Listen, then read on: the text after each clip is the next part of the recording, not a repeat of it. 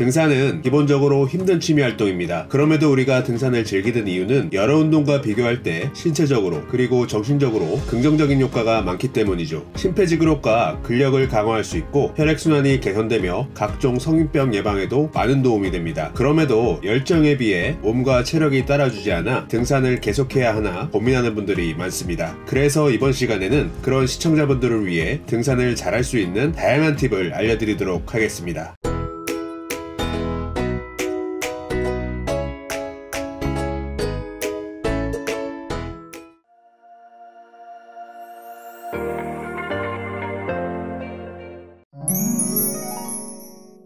등산은 중력을 거스르는 활동입니다. 산에 오를 때는 체중의 2배에서 3배, 하산을 할 때는 최대 8배까지도 무릎에 부하가 걸리는 것으로 알려져 있습니다. 때문에 비만은 등산이라는 행위에 있어 가장 큰 위험 요인입니다. 그래서 평상시에 식단 조절과 함께 운동을 통해 표준 체중을 유지해야 산행이 한결 수월해집니다. 표준 체중을 초과할 경우엔 높고 험한 산을 오르는 행위는 지양하시고 완만한 지형의 흑산이나 둘레길을 걸으며 하체를 단련하는 것이 현명한 선택입니다. 무릎에 가해지는 부담을 줄이기 위해 산행 중에는 보폭을 평상시보다 짧게 하는 것이 좋습니다.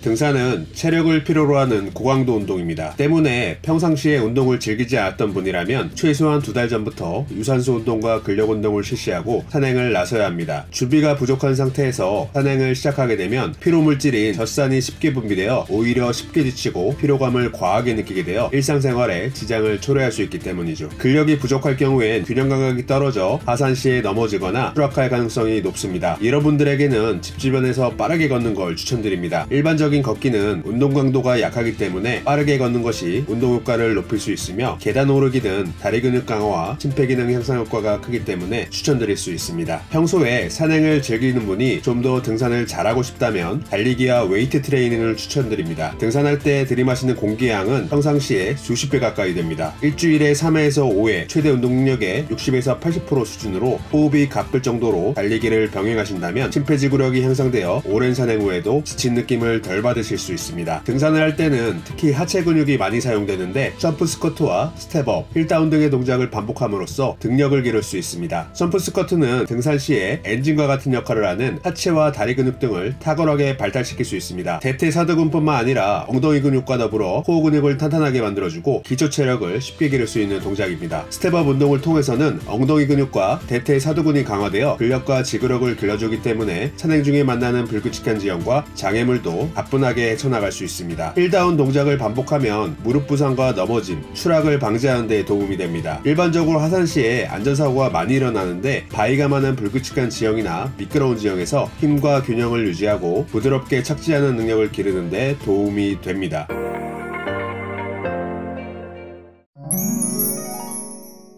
우리는 일상생활에서 얕은 호흡을 하게 되는데 심호흡을 꾸준히 연습하게 되면 산행 중에 산소 공급 능력이 향상되고 피로도를 줄일 수 있습니다. 등산이 힘들게 느껴지는 이유 중 하나는 어느 정도 오르다 보면 더 이상 오르기 힘들 정도로 숨이 가쁘기 때문인데요. 평상시에 복식호흡을 연마한다면 이러한 상황에 쉽게 도달하지 않게 됩니다. 복식호흡은 이미 여러 연구 결과를 통해 고혈압 감소, 체지방 감소, 스트레스 완화, 면역력 강화 등에도 도움을 주는 것으로 알려져 있습니다. 복식호흡은 천천히 하는 게 좋은데 2에서 3초간 크게 숨을 들이쉬고 1에서 2초는 숨을 참은 뒤에 4에서 5초간 천천히 숨을 내쉬면 됩니다.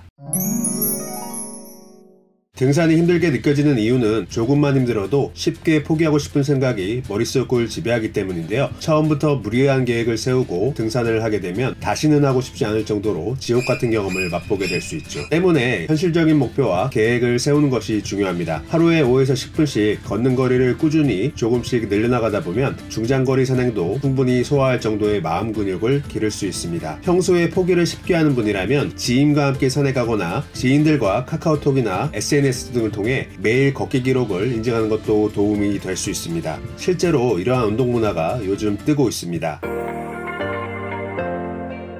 우리는 평균 기대 수명 100세를 바라보는 시대에 살고 있습니다. 건강이 보장되지 않는 100세 인생은 불행한 삶이 될 수밖에 없죠. 나이가 들어도 우리는 스스로의 몸을 책임질 수 있어야 합니다. 이러한 측면에서 등산은 신체 건강뿐만 아니라 삶의 질을 높이는 데 많은 도움이 되는 활동입니다. 제가 앞으로도 알려드릴 등산 노하우를 통해 건강하고 행복한 라이프를 꾸준히 이어가시면 좋겠습니다.